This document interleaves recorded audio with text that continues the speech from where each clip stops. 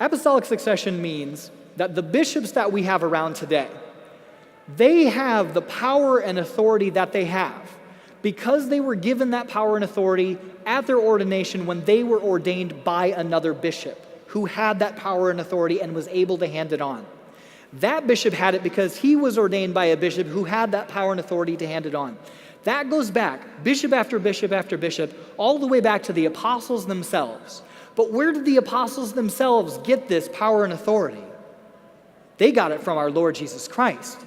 He gave them the power and authority to celebrate Mass so that the Eucharist could be what it is, that it could really be Jesus and not just remain bread and wine, that transubstantiation would be effective. He gave them the power to forgive sins, for example, to authoritatively lead the church, to bind and to loose. That is the power that our bishops enjoy. Natural family planning respects a woman's fertility, straight up, and it respects the woman. There's a big difference if you want to take a look at this from respect for women and the degrading of women that has occurred within our culture in the last few decades. Natural family planning looks at a woman's body and it sees her fertility as it is, and it works with that fertility. It doesn't break down the fertility, it doesn't stop it, it doesn't see the fertility as an enemy or something to be avoided. The fertility is something that is beautiful. Ask your little brothers and sisters, hey, who walked on water? You'd be like, Jesus. You'd be like, yeah, who else?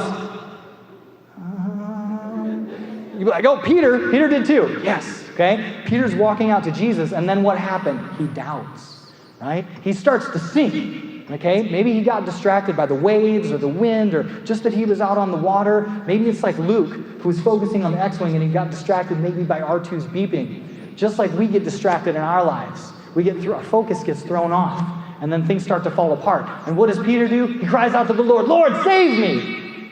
And Jesus comes and he grabs his hand and he lifts Peter out and Jesus says to him, Matthew 14, "Oh, you of little faith, why did you doubt?"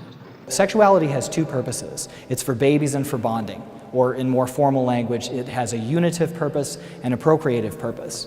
Every sexual action must respect both of these things. Every sexual action must be unitive. It must be open to the bonding of the spouses.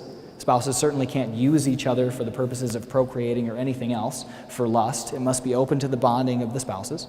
And two, every sexual action needs to be open to procreation. It must be open to life.